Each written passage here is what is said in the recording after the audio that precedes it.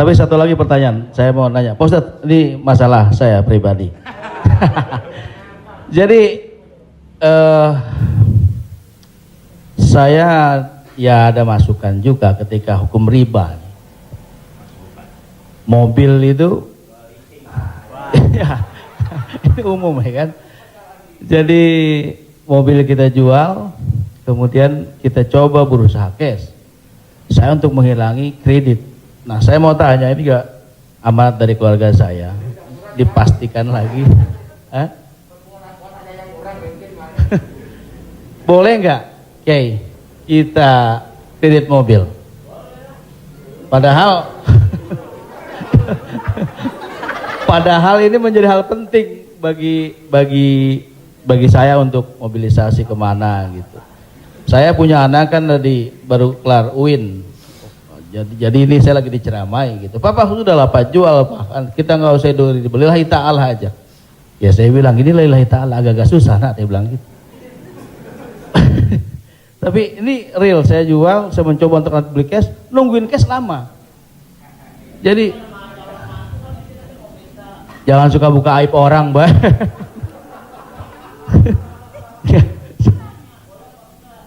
Ya, udah tadi ini dulu belum kelar. Jadi boleh nggak saya riba, oke? Sorry, boleh nggak kredit mobil itu?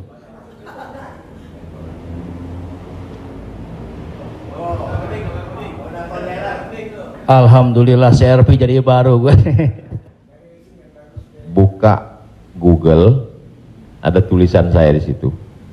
Nanti Bapak, Ibu, Abang, Mas share ke teman-teman. Buka Google, tulis di situ Somat Morocco, SOMADMOROCCO, Somat Morocco, SOMADMOROCCO, Somat Morocco, spasi kredit, sudah, enter. Somat Morocco spasi kredit, tulisan yang paling atas kredit, ada tanda tanya, ASKA. Di situ jawaban. Saya sudah tulis tentang masalah kredit ini.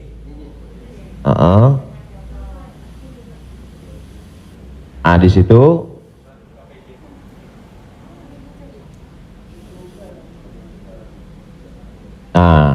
Bisa dibaca. Bisa bahasa Arab, Ustaz.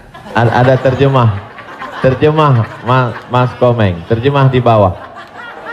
Terjemah di bawahnya. Terjemah di bawah. Majma' Al-Fiqih Islami membolehkan jual beli dengan tempo. Membolehkan jual beli dengan tempo, jangka waktu garis miring kredit pada konferensi ke-6 yang dilaksanakan di Jeddah pada tahun 1990 dalam keputusan tersebut. Jadi jual beli dengan tempo kredit itu boleh. Bawah, ini penjelasannya. Yang bawah langsung bahasa ke jawaban. Jual beli kredit itu tidak ada keberatan di dalamnya, boleh jika waktu dan tambahannya diketahui. Dibayar dalam waktu 2 tahun. Dibayar dalam harga 200 juta. Dicicil 1 bulan 15 juta, misal 10 juta, 12 juta. Meskipun harga kredit lebih mahal daripada kontan, karena penjual dan pembeli sama-sama mendapat manfaat. Penjual mendapat manfaat tambahan harga dan pembeli mendapat manfaat tempo jangka waktu. Disebutkan dalam Sahih Al-Bukhari. Apakah di zaman Nabi ada kredit? Ada. Dalam Sahih Bukhari, Sahih Muslim, bahwa barirah itu manusia. Waktu itu masih boleh jual manusia, hamba sahaya. Bahwa barirah dijual oleh tuannya dengan cara kredit selama 9 tahun. 1 tahunnya dibayar 40 dirham. Ini menunjukkan bolehnya jual beli kredit. Kesimpulannya, uang dengan barang boleh, tapi uang dengan uang riba. Prof, saya pinjam uang 200 juta. Nanti saya bayar 220. Haram, riba. Tapi ketika saya beli mobil, Prof, saya cicil tiap bulan, maka lunas dalam waktu 1 tahun, itu tidak riba karena akadnya uang dengan barang. Yang jadi masalah ketika kita pergi ke dealer untuk beli mobil, kita katakan kita tidak punya uang cash, dia tidak mau langsung transaksi dengan dia, tapi dia akan libatkan pihak ketiga penyedia keuangan. Pada akhirnya transaksi kita adalah uang dengan uang, bukan uang dengan barang. Lalu apa solusinya? Pergi ke bank syariah. Kenapa di bank syariah uang dengan barang? Assalamualaikum, waalaikumsalam. Bank syariah, saya mau beli mobil. Terus mau pinjam uang. Kata bank syariah, kami tidak melayani peminjaman uang dengan uang, karena uang dengan uang berbunga haram. Bapak sebetulnya mau beli apa? Mau beli mobil. Kata orang bank syariah, mobilnya kami beli. Bank syariah membeli mobil. Setelah itu bank syariah menjual mobil itu ke kita, maka akadnya kredit sama seperti barirah dibeli pada zaman Nabi, kredit 9 tahun. Jadi akadnya adalah uang dengan barang. Begitu. Allahu a'lam. Ya alhamdulillah. Beli lagi, saya lebih kembali lagi pakai syariah. Selanjutnya siapa yang mau bertanya? Silakan umum sekarang. Bang Dery mau nanya? Oh, yang ibu-ibu aja, ibu-ibu. Pak.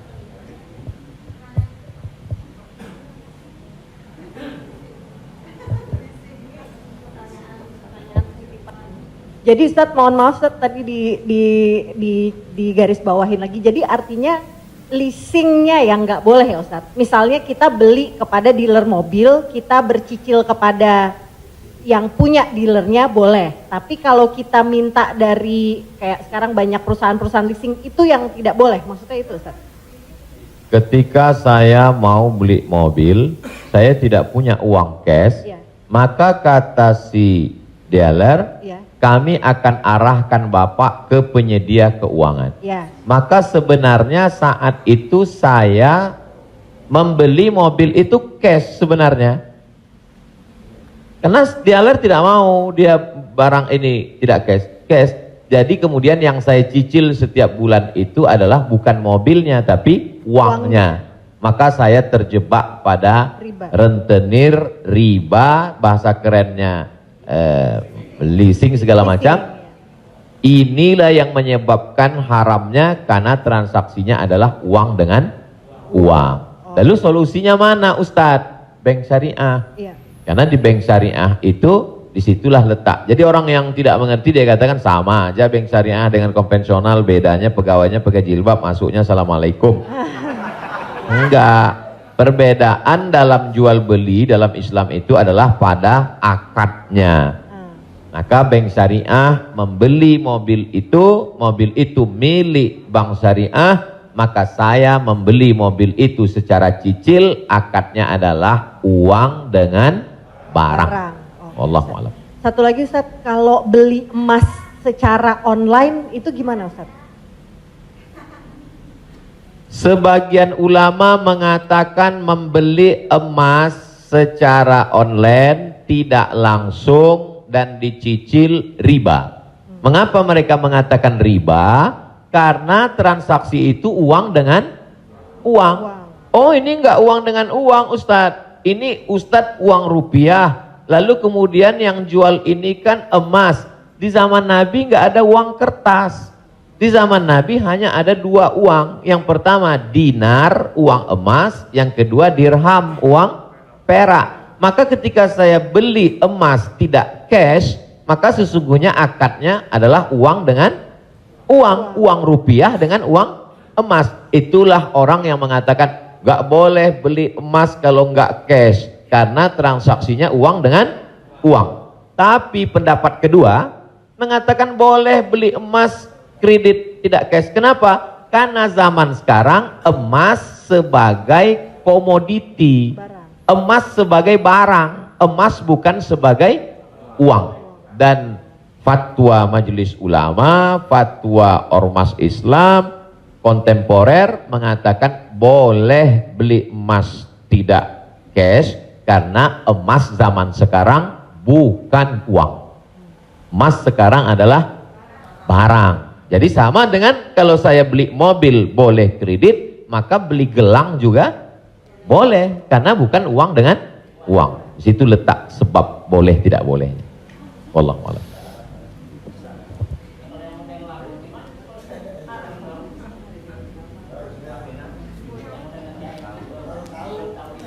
Yang sudah banyak-banyak taubat nasuha, sholat sunat, istighfar.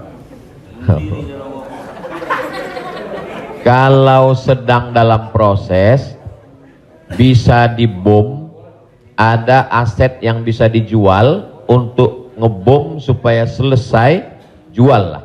Tapi kalau ini aset pokok, tidak boleh jual rumah, karena rumah pokok, sama seperti makan. Ini kalau saya jual aset ini, saya bom, meledak semua Ustadz. Ini Hiroshima, Nagasaki hancur semua. Maka nggak boleh. Azam, tekad dalam hati, saya mencari nafkah, saya lunasi sampai habis, nanti setelah ini saya tobat, berhenti. Tapi kalau bisa jual satu petak ini, lalu ditutup ini, lakukanlah untuk melepaskan diri dari riba. Karena riba itu 5 ancamannya. Yang pertama, alladzina ya'kuluna riba la yaqumuna illa kama yaqumul ladzi yatakhabbathu syaitanu minal mas. Orang yang makan riba nanti bangkit dari kubur ketika di padang mahsyar seperti orang kerasukan setan. Yang kedua, ayyuma lahmin nabata min haramin fannaru aula bih. Setiap daging di badan tumbuh dari yang haram, maka tempatnya api neraka jahanam.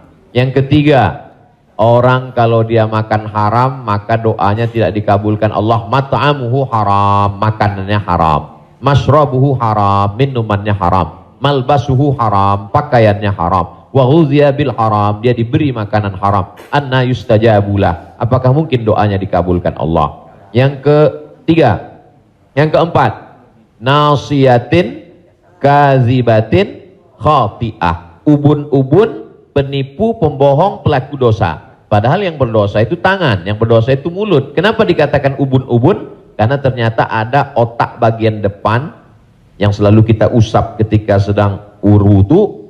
Disitulah pemikir. Otak ini berpikir ketika dia dapat semprotan darah. Darah itu menyembur dari jantung. Darah itu dari makanan. Sepiring makanan riba berubah menjadi setetes darah, disemburkan oleh jantung naik ke otak, isi otak haram, maka bawaannya mau haram saja. Gara-gara riba. Heran saya ini Pak Ustadz, kenapa pikiran saya ini mau haram saja? Sebabnya gara-gara makan riba. Yang terakhir, yang kelima adalah tidak ada keberkahan. Hidup ini yang kita cari berkahnya. Makanya ketika anak lahir yang didoakan berkah. Barakallahu laka fil mauhub. Ketika orang menikah yang didoakan berkah. Barakallahu lakuma wa baraka alaikuma. Ketika ketemu yang didoakan berkah. Assalamualaikum warahmatullahi wabarakatuh. Ketika makan yang diminta berkah. Allahumma barik lana. Wallahu a'lam.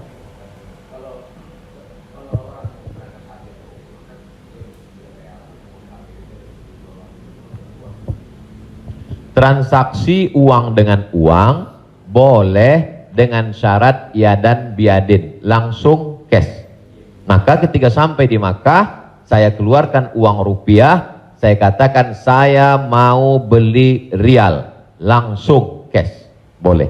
Begitu juga membeli dolar. Saya sampai ke Maroko, saya beli dirham. Maka pemerintah Saudi Arabia tidak akan bisa mengizinkan buka money changer,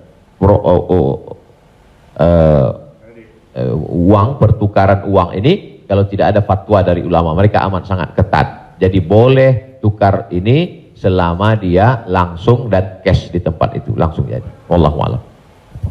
Ustaz, Assalamualaikum. Ustaz, saya mau nanya Ustaz, berkaitan dengan kredit tadi, ada juga selain kredit namanya gadai Ustaz. Gadai, tahu gadai Ustaz ya? Kalau nggak tahu saya jelasin. Biasanya zaman sekarang gini Ustaz, orang punya kendaraan, kemudian karena nggak punya uang digadaikan mobilnya misalnya Ustaz, sama orang itu. Itu termasuk itu riba atau gimana? Kalau gadai seperti itu. Imam yang paling tua di antara imam yang 4 itu namanya Imam Hanafi. Meninggal tahun 150 Hijrah. Suatu ketika dia berdiri di depan rumah orang. Dia ada panas terik, dia berdiri di depan rumah orang. Padahal di depan rumah itu ada atapnya dan ada pohon kayu. Lalu orang bertanya kepada Imam Hanafi, Imam Hanafi, kenapa kamu tidak mau berlindung di bawah atap yang punya rumah itu? Dan kenapa kamu tidak mau berlindung di bawah pohon kayu? Kan lebih baik berlindung daripada kena panas. Apa kata dia? Saya meminjamkan uang pada orang ini dengan sistem gadai, maka saya tidak mau mengambil keuntungan dari dia. Ayyuma lahmin kullu qardin jarra naf'an fahuwa riba. Setiap gadai pinjaman kalau kita ambil manfaat maka itu berarti riba. Tidak mau bernaung di bawah atap rumahnya karena itu dianggap sebagai manfaat. Jadi manfaat tidak hanya sebagai uang tapi juga manfaat sampai sekecil itu dia menjaga dirinya. Jadi gadai dalam Islam hukumnya boleh, tapi jangan ambil manfaat dari gadai. Yang terjadi sekarang adalah orang mengambil manfaat dari gadai. Saya punya uang, lalu kemudian ada orang mau pinjam uang. Saya tidak percaya dengan dia. Ustadz pinjam uang 100 juta, saya nggak percaya. Kalau Ustadz nggak percaya, ini sawah saya 1 hektar. Ketika dia kasih sawahnya ke saya, maka sawah itu cukup sebagai jaminan. Tapi yang dilakukan orang sekarang adalah sawah itu dia tanam padi, dia ambil hasilnya. Hasilnya itu riba. Maka sekarang orang kaya makin kaya, yang miskin makin miskin. Bagaimana dia mau bisa menebus uangnya? Orang sawah dia dipakai terus dan uangnya diambil. Maka yang punya uang makin kaya, yang minjam makin miskin. Padahal dalam Islam mestinya cukup suratnya saja dipegang. Kamu kalau mau garap sawah ini garaplah, nanti bayar hutangmu. Itu akhlak dalam Islam. Akhlak itu yang dihilangkan oleh riba. Riba ini sangat kejam. Wallahu a'lam.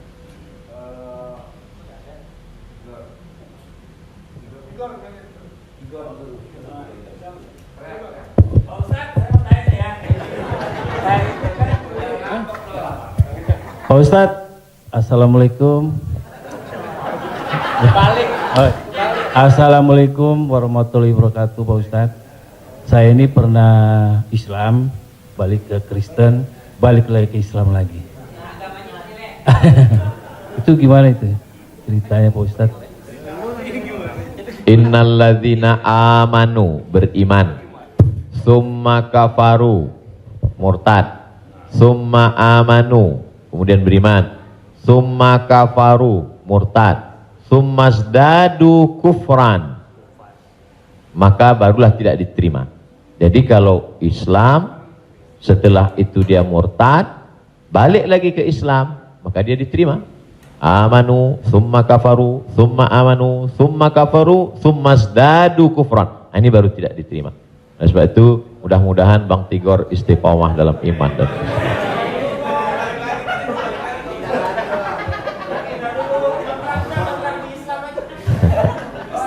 Agama lu kayak angkos bolak-balik.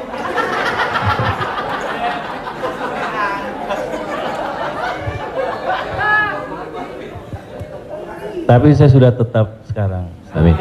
Ya Allah. Saya udah umroh, Ustadz. Jadi Ya Allah. Jadi balik Bang, ke jalan yang benar. Insya Allah. Jadi Bang Topik, kajian paski mungkin kerjasama dengan musyawarah supaya terus, atau kalau tidak ingin satu majelis, ustadznya nanti setelah di sana pagi misalnya, sore di paski. Kemudian ngaji ini, kalau sekedar ngaji kita nggak ada tantangan, mesti ada sosialnya. Misalnya ngumpulin beras. Jadi saya sendiri tidak hanya sekedar ngaji, saya khususkan hari Jumat kedua setiap bulan, saya di Pekanbaru, hari Jumat khutbah Jumat, habis itu bagi beras ke masyarakat pelosok yang sulit. Lalu siapa yang menjadi relawannya? Yaitu relawan-relawan biker subuhan, mantan petato, kemudian hijrah, pemuda hijrah. Karena kalau cuma ngaji, orang tidak ada tantangannya.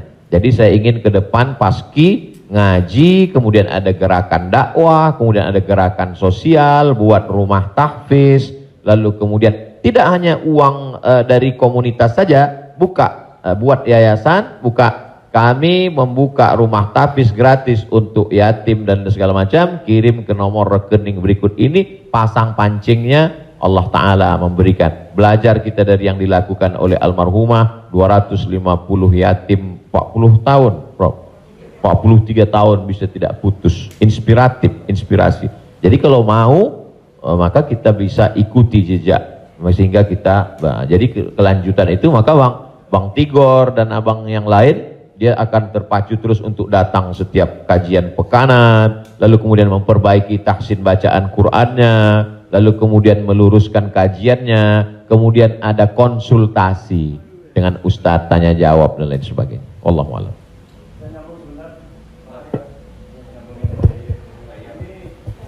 Apakah ada warisan?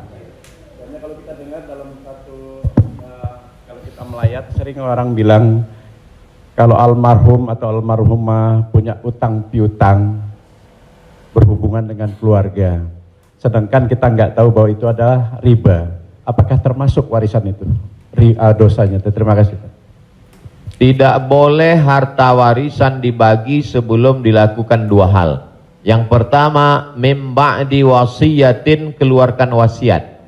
Wasiat hanya sepertiga total harta. Jadi kalau dalam surat wasiatnya, aku wasiatkan ruko ini untuk sekolah tahfiz.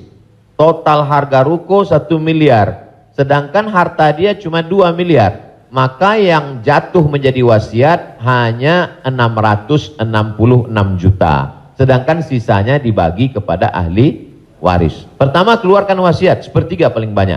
Setelah keluar wasiat, mim ba'di wasiyatin yusa biha au dain. Dain, bayarkan hutangnya. Jadi kalau ada orang meninggal, hutangnya dibayarkan dari harta warisan.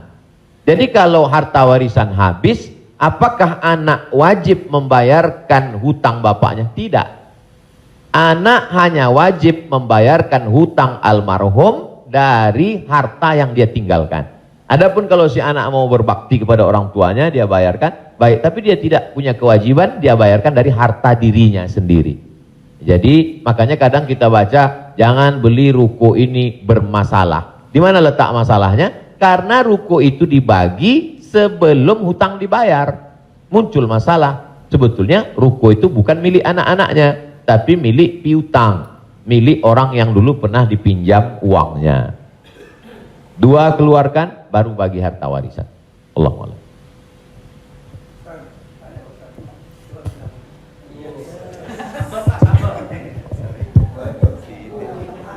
Terima kasih Pak Ustadz. Saya mau tanya tentang peminjaman uang. Saya misalnya meminjamkan uang kepada seseorang, tapi dia nggak mau ganti. Nah terus kita nggak mau nagih karena takut menjadi sebuah permusuhan. Kan ada peribahasa memberikan pinjaman hutang itu sama juga menanamkan musuh. Nah, bagaimana hukumnya? Apakah ini harus ditagih sama kita ataukah dibiarkan? Terima kasih Pak Ustadz. Assalamualaikum warahmatullahi wabarakatuh. Waalaikumsalam. Ayat yang paling panjang dalam Al-Quran, 1 halaman penuh, Al-Baqarah 282. Bukan tentang haji, bukan tentang puasa, tapi tentang perjanjian hutang piutang. Ya ayyuhalladzina amanu, wahai orang beriman, idza tadayantum bidainin, kalau kamu menjalin transaksi hutang piutang ila ajalim musamma, sampai batas waktu limit tertentu, faktubuh, tulislah. Wal yaktub bainakum katibun bil adli, hendaklah ada seorang penulis yang menulis dengan adil. Wastashhidu syahidaini min rijalikum, ada 2 orang saksi. Antadil, kalau tidak ada 2 orang laki-laki, wa maraat, 1 orang perempuan, wa maraatani, 2 orang perempuan. Antadilla ihdahuma fatudzakkira ihdahumal ukhra. Sedetil itu dalam Al-Quran. Jadi kalau saya menagih hutang, sesungguhnya bukan saya sedang mencari musuh, tapi menyelamatkan dia supaya dia dan anak cucunya jangan sampai makan haram. Kalau dia tidak sanggup, ayat yang kedua, fanaziratun ila maisarah, kasih sampai batas waktu dia lapang. Kamu bisa bayar kapan? Insya Allah 1 Mei Pak Ustadz. Tahun berapa? Tahun 2022. Oke, insya Allah Mei 2022 lapang. Tidak juga dia sanggup membayar, lebih banyak minyak kita nagih daripada uang yang mau ditagih. Masuk ayat ketiga. Wa antasaddaqu khairul lakum. Kamu sedekahkan lebih baik. Aku sudah capek, asam uratku naik, asam lambungku kumat, kau ambil aja lah ini. Wa antasaddaqu khairul lakum, kau sedekahkan lebih baik. Yang menghafal ayat ini yang memberi pinjaman, bukan yang minjam. Sekarang yang menghafal ayat ini yang minjam. Ketika kita tagih, kapan kau bayar? Dibilangnya, wa antasaddaqu khairul lakum. Kalau kau sedekahkan lebih baik. Allahu akbar.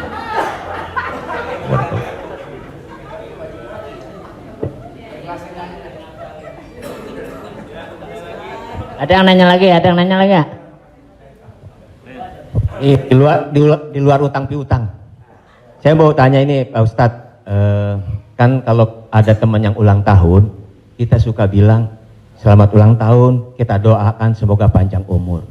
Sementara yang namanya ajal tidak bisa meleset 1 detik, tidak boleh kurang dari 1 detik, tidak boleh lebih dari 1 detik. Lalu bagaimana kita percuma kita berdoa seperti itu dong Ustadz? Iya kan? Ya itu, enggak ya? Terima kasih Ustaz. Man ahabba ayyubsatalahu fi rizqihi, siapa yang mau dilapangkan rezekinya, wa yunsa'alahu fi atharihi, mau dipanjangkan umurnya, falyasil rahimahu, hendaklah dia menyambung tali silaturahim. Katanya dengan silaturahim umur bertambah. Padahal dalam ayat Quran, idza jaa ajaluhum, kalau ajal sudah sampai, la yastakhiruna sa'atan, tak bisa ditunda walau sesaat. Wala yastaqdimun, tidak bisa dimajukan oleh saat. Apakah kontradiktif antara ayat dengan hadis dengan doa dari Mas Dery bahwa umur bisa bertambah? Tidak kontradiktif. Lalu yang kontradiktif itu apa? Pemahaman kita. Dijawab oleh Syekh Muhammad Mutawalli Asy'arawi, ulama besar dari Al-Azhar Kairo Mesir. Nama kitabnya Fatawa Al-Kubra, fatwa-fatwa besar, bahwa umur tidak ditambah, tapi doa panjang umur dan bersilaturahim panjang umur itu maksudnya kualitas umurnya bertambah. Ada orang yang umurnya 40 tahun tapi hafal Quran, berzikir, diisi dengan wakaf, infak, sedekah. Ada 40 rumah warung jatuh mati. Jadi yang dimaksud kita doakan, semoga Mas Dery dan semua paski kita semua panjang umur. Maksudnya umurnya berkualitas, berisi. Itu. Wallahu a'lam. Boleh? Ya. Boleh? Ya.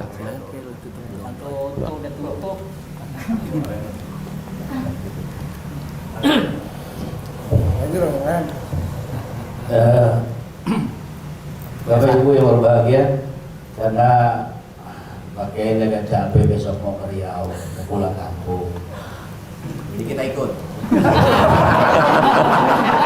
Biayanya nggak ada ragu. Jadi, iya, alhamdulillah sudah dicukupkan untuk pertanyaan. Nanti kalau yang mau bertanya, tulis aja surat, langsung kirim ke Bopak.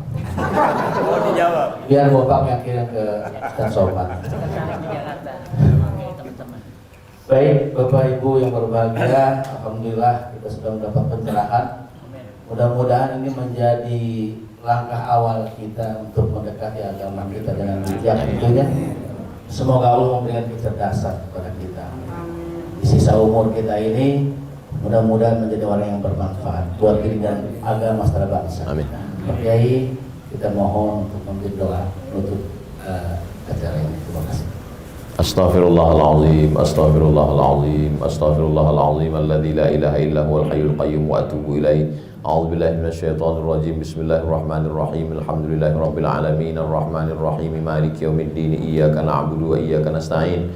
Ihdinas siratal mustaqim, siratal ladzina an'amta 'alaihim ghairil maghdubi 'alaihim waladdallin. Amin.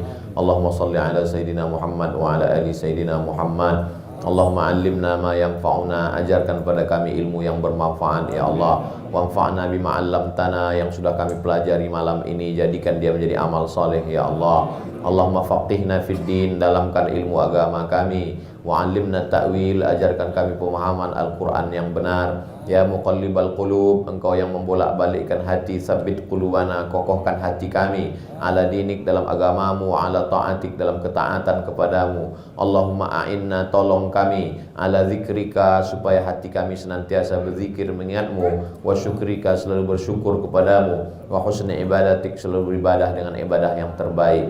La tada'lana zamban illa ghafartah, wala aiban illa satartah. Aib cacat kami banyak, tutupi dari hadapan manusia, dan tutupi pula ketika kami menghadapmu nanti ya Allah.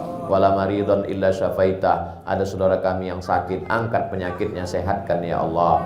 Wala mayitan illa rahimtah, yang sudah meninggal dunia mendahului kami, lapangkan kuburnya ya Allah. Wala hajatan min hawaijid dunya wal akhirati laka ridha walana fiha salah, segala hajat dunia, hajat akhirat baik bagi kami dan engkau ridha, illa qadaitaha wa yassartaha, mudahkanlah ya Allah. Rabbana hablana minas salihin, jadikan anak kami anak-anak yang soleh dan solehah, min huffazil Quran wal hafizat, bukakan pintu hati mereka untuk menjadi penghafal Al-Quran. Minal mujahidina fi sabilika bi amwalihim wa anfusihim, mereka akan menolong agamamu dengan harta, nyawa dan kekuasaan yang kau titipkan di tangan mereka. Allahumma khtim lana bi husnil khatimah, tutup umur kami dengan husnul khatimah. Allahumma ja'al akhira kalamina inda intihai ajalina, ketika ajal kami sampai, saat malaikat maut mencabut nyawa kami ingin kalimat terakhir yang keluar dari mulut kami, la ilaha illallah Muhammadur Rasulullah sallallahu alaihi wasallam. Allahumma ja'alna minal mutahabbina bijalalik, sebagaimana hari ini kami berkumpul berkasih sayang karena engkau, maka kumpulkanlah kami di surga bersama Nabi Muhammad sallallahu alaihi wasallam, sahibul bait, yang sudah menyediakan rumahnya, makanannya, segala kebaikan, tak sanggup kami membalasnya. Ajzihim jaza'al hasana, berikanlah mereka balasan yang baik ya Allah. Allahumma jama'na ma'ahum ma'al habibil mustafa fi jannatikal ula, satukan kami dalam surga jannatul firdaus bersama Nabi Muhammad sallallahu alaihi wasallam. Rabbana atina fid dunya hasanah wa fil akhirati hasanah wa qina adzabannar. Wa sallallahu ala sayyidina Muhammad wa ala alihi wa sahbihi wasallam, walhamdulillahi rabbil alamin. Taqabbalallahu minna minkum taqabbal ya karim. Saya ucapkan banyak terima kasih kepada keluarga besar almarhumah Profesor Dr. Hajah Tuti Alawiyah, tak dapat saya sebut satu persatu. Saya ucapkan banyak terima kasih kepada Paski.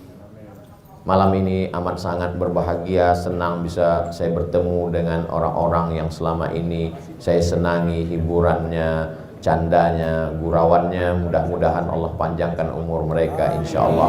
Jazakumullah khairal jaza. Wassalamualaikum warahmatullahi wabarakatuh. Waalaikumsalam warahmatullahi wabarakatuh.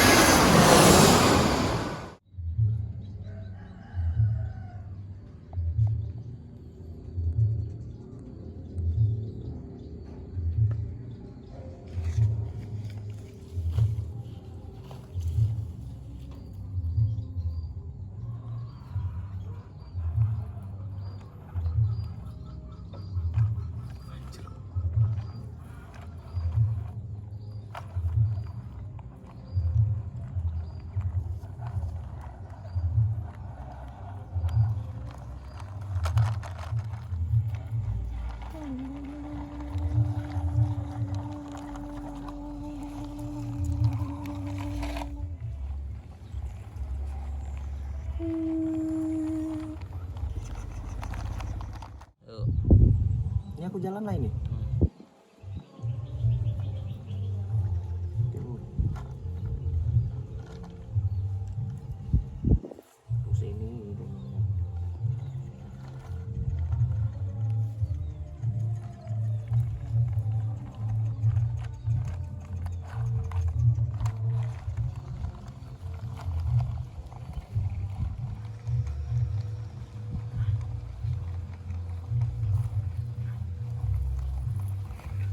Nah, anjlok. Nah, anjlok ul. Wah, keretanya anjlok. Tot.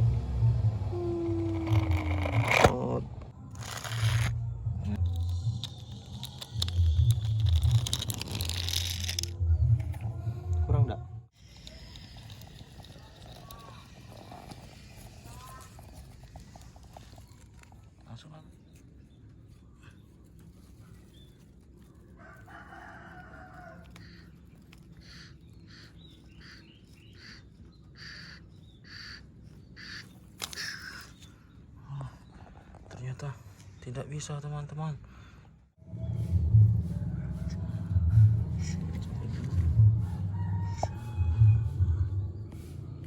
Oh.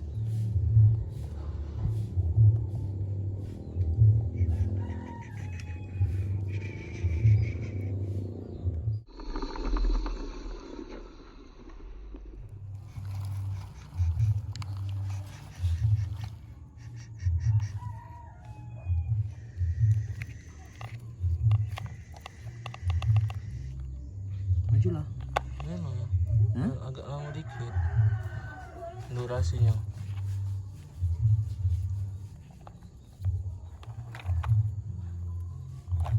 Tuh yang belakang, gerbang belakang.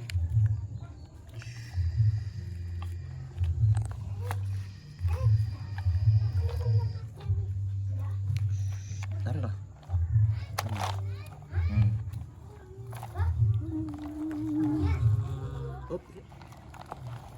Akhirnya kereta bisa diselamatkan oleh eskavator. Terima kasih eskavator. Ini rumah. Terima kasih pahlawan. Akhirnya kereta sudah tiba. Kereta tiba di stasiun. Bis-bisnya sini. Goreng guys.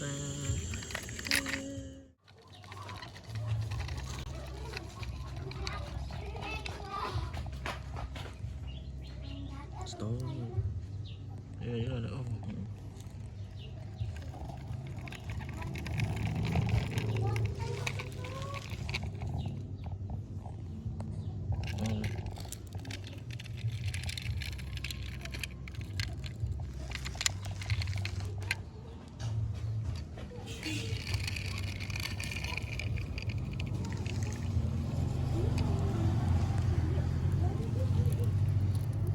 Bisnya menunggu penumpang.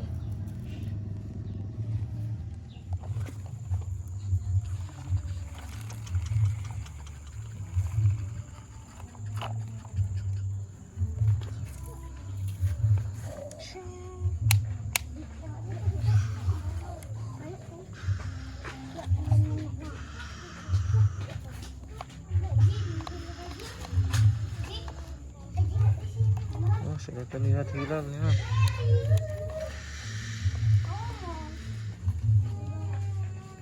Nah, ayo cari lagi teman-teman.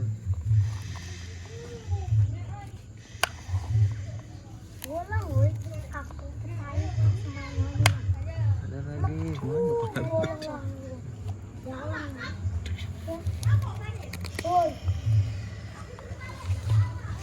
Ya mas ya.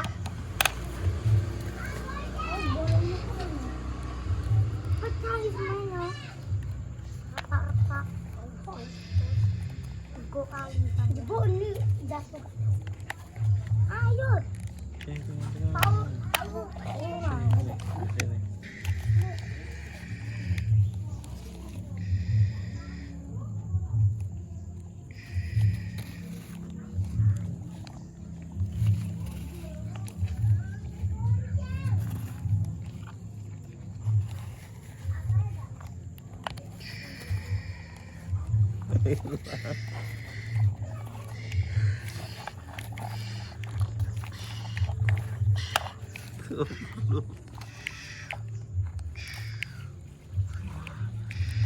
Koin emas teman-teman. Oh, sini tengok ini, eskavator tengok ini.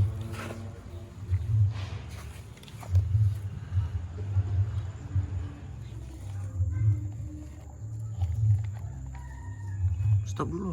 Ya Allah.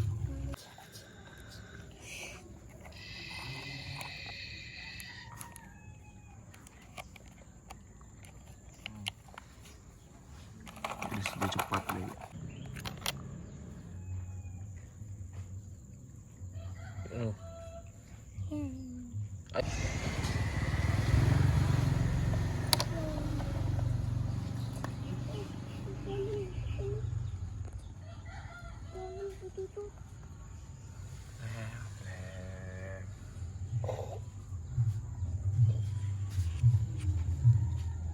ngomongin durasi.